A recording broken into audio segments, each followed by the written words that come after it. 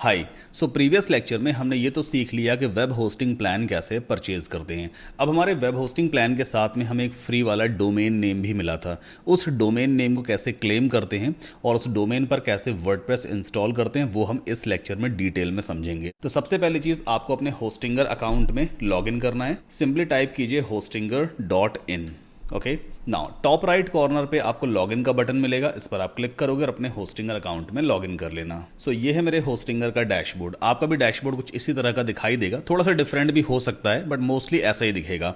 Left hand side पे देखो, यहाँ पे एक डोमेन्स वाला मेन्यू दिया हुआ है, आपको इस पर क्लिक करना होता है and then you have to click on get a new domain. हो सकता है आपके एंड पे डोमेन्स वाला मेन्यू यहाँ ना दिखाई दे, ऊपर दिखाई दे, तो थोड़ा बहुत एक्सप्लोर करना भी सीखो। ये डैशबोर्ड टाइम टाइम पे चेंज होता रहता है, मतलब अपडेट वगैरह होता रहता है। Let's click on get a new domain. अब इस सर्च बॉक्स में आपको वो डोमेन नेम सर्च करना है जो आप अपनी वेबसाइट के लिए इस्तेमाल करना चाहते हो। एग्जाम्पल के तौर पे मान लीजिए, अगर आप अपना बिजनेस नेम स्काई इन्फोटेक नाम से लॉन्च करने जा रहे हो, तो जरूरी नहीं है कि आपको डोमेन नेम स्काई इन्फोटेक ही लेना है। डोमेन नेम थोड़ा बहुत मिलता जुलता चलेगा, ठीक है। तो एग्जाम्पल के तौर पर यहां हम सर्च करते हैं जैसे कि स्काई infotech.com। मान लीजिए ये डोमेन नेम आपको पसंद आ रहा है अपनी वेबसाइट के लिए, आपने यहाँ पे टाइप किया एंड देन सर्च पे हम क्लिक करेंगे। अगर इस डोमेन नेम को किसी और ने नहीं ले रखा होगा तो फिर हम ले सकते हैं, लेकिन यहाँ पर आप देखो क्या लिख के आ रहा है, skyinfotech.com इज ऑलरेडी टेकन। मतलब किसी और ने एग्जैक्ट ये वाला डोमेन नेम पहले ही खरीद लिया है अपनी वेबसाइट के लिए, तो फिर हम नहीं ले सकते। हमें थोड़ा डिफरेंट डोमेन नेम लेना होगा, स्पेलिंग थोड़ी बहुत चेंज हो सकती है। अच्छा, डोमेन नेम के ना कुछ रूल्स भी होते हैं। रूल्स ये है कि डोमेन नेम के बीच में कहीं पर भी स्पेस नहीं आएगा, स्पेस कहीं पर भी नहीं आता है। दूसरा रूल ये है, स्पेशल सिंबल की अगर हम बात करें तो हाइफन आ सकता है, जो माइनस वाला सिंबल है ना वो बीच में आ सकता है, बट स्पेस कुछ भी नहीं आएगा। ये जो .com लास्ट में दिया हुआ है इसे हम एक्सटेंशन कहते हैं। जैसे यहाँ पे .com है, .net है, .io है, ये सारे एक्सटेंशन कहलाते हैं। जो .com होता है ना, ये टॉप लेवल डोमेन कहलाता है, यानी TLD, मतलब सबसे बेस्ट कहलाता है। अगर आप अपनी वेबसाइट बनाने जा रहे हो तो कोशिश करो कि आपको .com डोमेन मिल जाए। अगर स्काई इन्फोटेक नहीं मिला है तो इससे मिलता जुलता कोई और डोमेन नेम वगैरह सर्च करो, डेफिनेटली आपको मिल ही जाएगा। खैर, अब इस पूरे कोर्स में अभी राइट नाउ मैं यहाँ पे एक डोमेन नेम यूज़ करने वाला हूँ, sk-digital-hub.com। देखते हैं ये वाला डोमेन नेम अवेलेबल है या नहीं।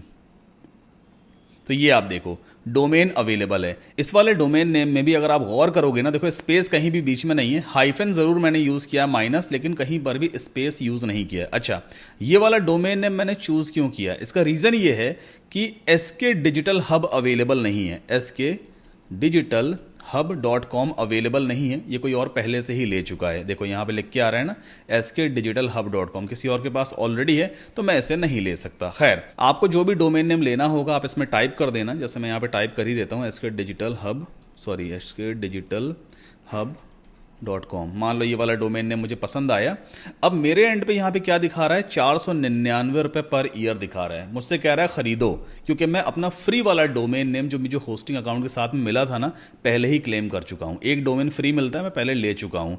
आपके एंड पे यहाँ पे ऐसा कुछ लिख के आ रहा होगा, get this domain for free या claim this domain for free, उस पर आप क्लिक कर देना, आपका डोमेन नेम आपकी वेब होस्टिंग के साथ कनेक्ट हो जाएगा। अच्छा, डोमेन नेम जैसे ही आप क्लेम करोगे ना, मतलब ये बटन पे क्लिक करोगे तो एक फॉर्म भी आपके सामने आता है, उसमें आपकी पर्सनल डिटेल्स वगैरह मांगी जाएगी, जैसे आपका पूरा नाम, घर का address, phone number, email address, कुछ और भी डिटेल्स। एक्चुअल में होता क्या है, जो डोमेन नेम हम लेते हैं ना, ये हमारी वेबसाइट की आइडेंटिटी होती है। इस डोमेन नेम को हमें रजिस्टर करवाना होता है, पैसे तो नहीं लगेंगे आपके, लेकिन आपके नाम पे रजिस्टर होगा, इसलिए उस फॉर्म को आपको फिलअप करना होता है। और ऐसा भी हो सकता है कि आपको एक ईमेल पे कंफर्मेशन मेल भी जाएगा, आपको उस लिंक पे क्लिक करके अपने डोमेन को वेरीफाई भी करना होता है। तो ये सारी चीजें आपको डेफिनेटली करनी है। स्क्रीन पे मैसेज वगैरह रीड करना, भाई होस्टिंगर की तरफ से क्या इंस्ट्रक्शन आ रहा है डोमेन को लेकर के, उसको फॉलो करते चले जाना। खैर, सो अभी हमने डोमेन नेम ले लिया है, वेब होस्टिंग ले ली है, अब हमें डोमेन पर वर्डप्रेस को इंस्टॉल करना है। वर्डप्रेस एक ऐसा सॉफ्टवेयर जो वेबसाइट बनाने में आपकी हेल्प करेगा बिना कोडिंग नॉलेज के। तो यहां पे मैं एक डेमो डोमेन नेम यूज करने वाला हूं जिसका नाम है wpsikho.com। ठीक है, इस पर मैं आपको वर्डप्रेस इंस्टॉल करके दिखाता हूं। अभी राइट नाउ अगर आप देखोगे ना, यहां पे देखो एक एरर मैसेज भी आ रहा है, कनेक्शन नॉट सिक्योर, और यहां पे कोई वेबसाइट बन के नहीं आ रही है, होस्टिंगर का एक डमी पेज दिख रहा है आपको, है ना।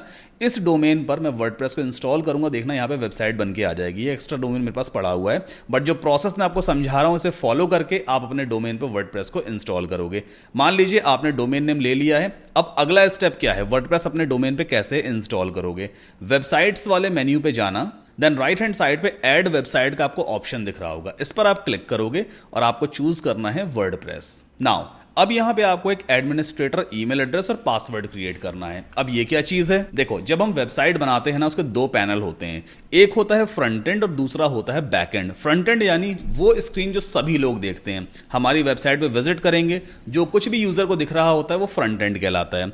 दूसरा होता है बैक एंड। बैक एंड का मतलब एडमिन पैनल, जहां पे लॉग इन करके आप वेबसाइट में चेंजेस करते हो, पेजेस वगैरह क्रिएट करते हो, मतलब कुछ भी आप कर सकते हो वेबसाइट में। उसके लिए आपको एडमिन लॉग इन डिटेल की जरूरत पड़ती है। वो एडमिन लॉगिन डिटेल हम यहां पे क्रिएट करते हैं। तो करेक्ट ईमेल एड्रेस यहां पुट कर देना, एक पासवर्ड यहां पे क्रिएट कर लेना, और ध्यान देना है नीचे जितने भी कंडीशंस आ रही है, जैसे पासवर्ड के अंदर एक नंबर आपका डेफिनेटली होना ही चाहिए, एटलीस्ट कम से कम एक लोअर केस लेटर होना चाहिए, मतलब स्मॉल लेटर होना चाहिए। जो पासवर्ड की लेंथ है वो 8 से 50 कैरेक्टर्स तक की होनी चाहिए, इससे ज्यादा इससे कम नहीं होनी चाहिए। एटलीस्ट एक सिंबल आपका जरूर आना चाहिए, अपर केस लेटर एक होना चाहिए, और लैटिन लेटर वगैरह आप यूज करोगे, ठीक।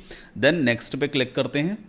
अब ये पूछ रहा है आपसे किस टाइप की वेबसाइट बनाना चाहते हो। होस्टिंगर में कस्टमाइज्ड इंटरफेस आपके सामने है, उसी के हिसाब से आपको कई सारे प्लगइन्स पहले से मिल जाते हैं। जैसे यहाँ पे ऑनलाइन स्टोर का ऑप्शन आ रहा है, ब्लॉग बनाना चाहते हो क्या पोर्टफोलियो वेबसाइट बनानी है, बिजनेस या सर्विसेज वेबसाइट बनानी है, या फिर एफिलिएट मार्केटिंग वेबसाइट बनानी है। इनमें से फिलहाल कोई भी ऑप्शन हम चूज नहीं करेंगे, क्योंकि मैं आपको डिटेल में स्टार्टिंग से सारी चीजें समझा रहा हूं, सब कुछ हम स्टार्टिंग सीखने वाले हैं। तो आपको क्रिएट ब्लैंक साइट पे क्लिक करना होता है। अब यहां पे आप अपना डोमेन नेम एंटर करते हो। वैसे तो जो आपने डोमेन नेम ले रखा है ना वो इस तरह से यहां पे दिखाई देगा। जैसे मेरे पास मेरे अकाउंट में एक डोमेन पड़ा हुआ है diwalidreams.com के नाम से, तो यहां पे दिख रहा है ये ना। आपका डोमेन नेम भी ऐसे ही दिख रहा होगा। अगर नहीं दिख रहा है तो फिर आप मैनुअली यहां पे टाइप कर देना। जैसे मैं यहां पे टाइप करता हूं wpsikho.com, ठीक। अब देखो यहां पे क्या लिख के आ रहा है, wpsikho.com registered at another provider. कोई बात नहीं है, ये वाला डोमेन नेम मैंने यहां पे टाइप कर दिया है और दिख रहा है। इसको मैं सेलेक्ट करूंगा, इसके बाद नेक्स्ट पे क्लिक करेंगे और वर्डप्रेस इंस्टॉल होना शुरू हो चुका है। हमें कुछ देर वेट करना होगा, ये सॉफ्टवेयर हमारे डोमेन नेम पर इंस्टॉल हो जाएगा। अभी हमने अपनी वेबसाइट चेक की थी तो यहां पे देखो एरर पेज आ रहा है, मतलब होस्टिंगर का डिफॉल्ट पेज है, कनेक्शन पे सिक्योर नहीं आ रहा है। बट जैसे ही वर्डप्रेस इंस्टॉल हो चुका होगा उसके बाद जब हम इस पेज को रिफ्रेश करेंगे ना तो एक बेसिक सी वेबसाइट बन करके आ जाएगी। यकीन मानिए बहुत मजा आएगा आपको वर्डप्रेस में, और अच्छी तरह से इस कोर्स को देखिए, सीखिए, समझिए, प्रैक्टिस कीजिए। बहुत बहुत मजा आने वाला है। आप अपनी खुद की वेबसाइट खुद से बना लोगे और आपको बिलीव नहीं होगा कि आपने वेबसाइट खुद से बनाई है। बहुत अच्छी वेबसाइट बनाएंगे, थोड़ा सा वेट करते हैं। ऑलराइट, सो वर्डप्रेस सक्सेसफुली इंस्टॉल हो चुका है। अगर आपको ये वाला पेज दिख रहा है इसका मतलब वर्डप्रेस इंस्टॉल हो गया। यहां पे मेरा डोमेन नेम दिख रहा है wpsikho.com, है ना, और ये सारे डिटेल्स वाला पेज है। इसको हम बाद में एक्सप्लोर करेंगे क्या क्या ऑप्शंस हैं यहाँ पे। फिलहाल एक काम करते हैं, वर्डप्रेस हमने इंस्टॉल किया है ना, अब इस पेज को एक बार रिफ्रेश करके देख लेते हैं। ये देखो एक बेसिक सी वेबसाइट बन करके आ गई, है ना। और टॉप पे देखो यहां पे क्या लिख के आ रहा था, कनेक्शन नॉट सिक्योर, बट अब क्या लिख के आ रहा है, कनेक्शन सिक्योर। मतलब एसएसएल भी सही तरीके से इंस्टॉल हो चुका है मेरे डोमेन पे और एक बेसिक सी वेबसाइट बन करके आ गई है।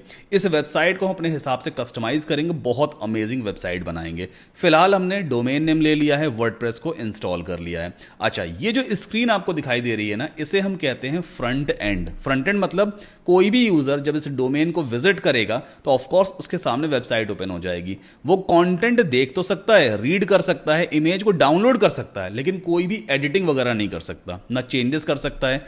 क्या वो इमेज को डिलीट कर पाएगा, यहां से नहीं कर पाएगा। क्या बटन के टेक्स्ट को चेंज कर सकता है कोई यूजर, नहीं कर सकता है। तो फ्रंट एंड यूजर सिर्फ देख सकता है, उसे यूज कर सकता है, बट उसमें चेंजेस नहीं कर सकता। अगर चेंजेस करने हैं तो फिर बैक एंड में लॉग इन करना पड़ेगा, जिसे हम एडमिन पैनल भी कहते हैं। अब बैक एंड को कैसे एक्सेस किया जाता है, इसके लिए आपको अपने डोमेन नेम के आगे लगाना होता है /WP-admin या हाइफन एडमिन, ठीक है। जब आप ये टाइप करके एंटर पुश करोगे ना तो आपसे यूजर नेम और पासवर्ड मांगेगा। अब कौन सा यूजर नेम और पासवर्ड, अभी हमने वर्डप्रेस इंस्टॉल किया था ना, वर्डप्रेस इंस्टॉल करने के टाइम पे जो यूजर नेम पासवर्ड हमने क्रिएट किया था वो हमें यहां पे टाइप करना होता है। सो मेरे पास ऑटो सेव्ड है, सिंपली लॉगिन पे क्लिक कर देंगे और ये आ गया आपके सामने बैकएंड पैनल, जिसे हम वर्डप्रेस का डैशबोर्ड भी कहते हैं, बैकएंड पैनल भी कहते हैं, या फिर इसे हम एडमिन पैनल भी कहते हैं। यहाँ पे काफ़ी सारे एलिमेंट्स आपके सामने होंगे, जैसे कि ये पोस्ट वाला सेक्शन है। जो ब्लॉग पोस्ट हम लिखते हैं ना, ब्लॉगिंग जो लोग करते हैं उनके पोस्ट यहीं से लिखे जाते हैं। मीडिया एक ऐसा सेक्शन है जहां पे आपकी सारी मीडिया फाइल्स स्टोर होती हैं। अभी जब आप आगे वेबसाइट बनाओगे तो वेबसाइट में आप इमेजेस को अपलोड करोगे, कोई वीडियो फाइल वगैरह अपलोड करोगे, मतलब किसी भी तरह की मीडिया फाइल जो आप अपने कंप्यूटर से अपनी वेबसाइट में अपलोड करोगे वो सब मीडिया वाले सेक्शन के अंदर स्टोर होती हैं। पेजेस में जाकर के आप पेजेस क्रिएट करते हो, जैसे होम पेज है, अबाउट अस पेज है, कॉन्टैक्ट पेज है, जितने चाहो उतने पेजेस आप यहां से क्रिएट कर सकते हो। कमेंट्स वाले सेक्शन के अंदर जितने भी लोग ब्लॉग पोस्ट पे कमेंट ड्रॉप करते हैं या पेज पे कमेंट ड्रॉप करते हैं वो सारे कमेंट्स में दिखाई देंगे। आप यहां से उन्हें अप्रूव भी कर सकते हो, एडिट कर सकते हो या फिर डिलीट कर सकते हो। अपीयरेंस में जाके हम थीम्स वगैरह चेंज करते हैं। प्लगइन्स में जाके हम प्लगइन्स को इंस्टॉल करते हैं। ये सारी चीजें क्या हैं ये आपको आने वाले लेक्चर्स में मैं समझाऊंगा। यूजर्स में जाकर के हम एडमिन यूजर वगैरह क्रिएट कर सकते हैं। टूल्स में जाके आपको कुछ करने की जरूरत नहीं है, यहां से हम एक्सपोर्ट इंपोर्ट करते हैं, थोड़ी एडवांस लेवल की चीजें हैं, आपके काम की नहीं है। सेटिंग्स में जाके हम वर्डप्रेस से कुछ बेसिक सेटिंग्स वगैरह करते हैं, ये मैं आपको आगे समझाऊंगा। और ये लाइट स्पीड कैश क्या है, एक कैशिंग प्लगइन होता है। ब्राउजर में एक टेम्परेरी मेमोरी स्टोर हो जाती है, उस मेमोरी को टाइम टाइम पे क्लियर करना होता है, तभी आपकी वेबसाइट सही तरीके से काम करती है। तो इस प्लगइन की हेल्प से, मतलब इस ऑप्शन की हेल्प से आप उस टेम्परेरी मेमोरी को क्लियर कर सकते हो टाइम टाइम पे। बहुत आसान होता है। ये प्लगइन इंस्टॉल्ड है, देखो यहां पे आपको दिख भी रहा होगा ये वाला एक आइकन। इस पर आप माउस रखोगे तो यहां पे क्या दिख रहा है, पर्ज ऑल एलएस कैश, मतलब लाइट स्पीड कैश। इस पर क्लिक कर देंगे तो जो भी टेम्परेरी कैश मेमोरी वगैरह होगी वो क्लियर हो जाती है। ठीक, तो आपको समझ में आया होगा डोमेन नेम कैसे लेना है, वर्डप्रेस कैसे इंस्टॉल करते हैं और वर्डप्रेस का डैशबोर्ड क्या होता है। अब अगले लेक्चर में हम जानेंगे ये वर्डप्रेस थीम्स क्या होती हैं, प्लगइन्स वगैरह क्या होते हैं। So I will see you in the next lecture.